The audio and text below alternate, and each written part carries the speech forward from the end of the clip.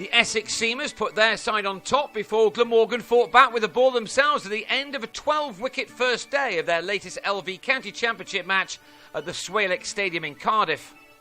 The ground staff did a wonderful job in getting the game started on time after Tuesday's downpours, and Essex made a bright start after inserting their hosts, with Ben Wright falling in the 5th over, Ben Folkes diving forward to take the catch off bat and pad.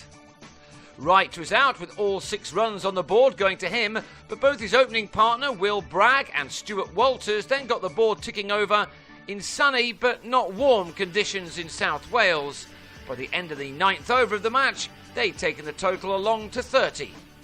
But this was a day in which Essex rarely had to wait too long for a wicket, and the next came when Graham Napier, the county's talisman this summer, came on and struck with his first ball by having Bragg taken behind for 17. Essex would not be the first team to perceive the next man in, Marcus North, as the Glamorgan danger man, but instead it was Walters who dominated the scoring for the next hour with some terrific stroke play which was at odds with what else was going on out in the centre.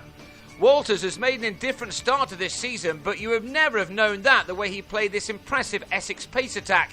He was especially good through the offside when he was given enough room to cut, although that was by no means his only scoring shot, as he raced towards his first half-century of the summer. He left North behind in his wake in doing so. Not bad for a man who totalled only 62 runs in his previous 5 innings. That 50 duly arrived off only 51 deliveries with this single off the returning Ravi Bopara. Having blown their last LV County Championship match against Lancashire right at the end after dominating for 2.5 days out of 3, Walters had helped his side put that right to the back of their minds. The former Surrey man was on 55 out of a total of 87 when he lost North, who'd scored 8 after 65 minutes when he got a thick edge off this ball from Masters and saw it land in the hands of Tim Phillips. In spite of the excellent efforts, as ever, from Masters, the morning did belong to Walters, who was still there at the break. But it was the visitors who started to take control shortly after the restart, once Murray Goodwin got the thinnest of inside edges to this ball from Rhys Topley and was bowled for a single. Topley, who'd bowled well without success in the morning, then removed the danger man Walters in his next over, the batsman rather gifting his wicket away by trying to hit the cover off a very short and wide ball that the bowler seemed a little embarrassed by. Greg Smith claimed the catch on the extra cover boundary. Worse followed for the Welshmen, who then lost their captain Mark Wallace in the next over as he was somehow bowled by Masters. See if you can work out how that occurred. It did, and it left Glamorgan in some bother. They'd lost 3 wickets in 3 overs for only 10 runs and had now slipped to 114 for 6. It was all beginning to look too much like a repeat of that second innings collapse against Lancashire at Colwyn Bay a fortnight ago. Graham Wagg and the ever-reliable Jim Allenby stopped the rot, though. That was until Wagg did a Walters and threw his wicket away, chasing and edging a wide one from Bopara, which now left the home side on 142 for 7 just before tea. It had been Essex's session, but they were delayed briefly from continuing by a sharp shower. Back on, and Allenby did what he's been doing for much of this summer by keeping the opposition at bay. Allenby is a player who rarely turns heads, although his excellent stats, not only for this season but throughout his career, suggest that he should.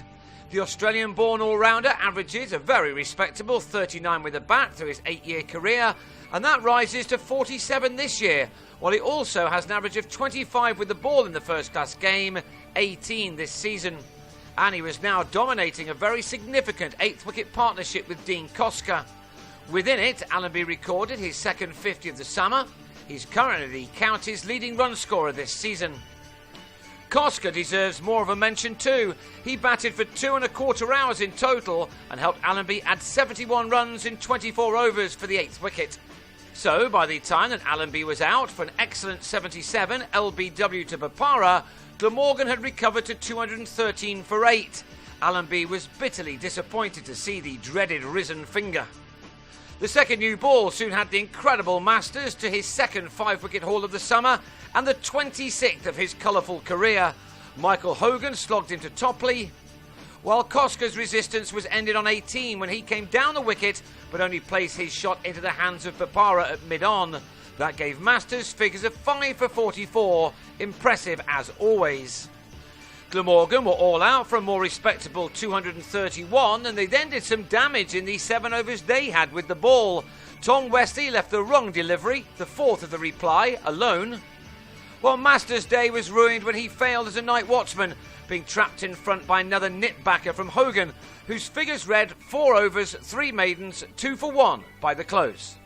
The big Aussie had ensured that Essex's earlier dominance had evaporated quickly as the visitors ended the day in sunshine on 10 for 2, so they will have some work to do on the second day to claw their way back. They will begin it 221 runs behind.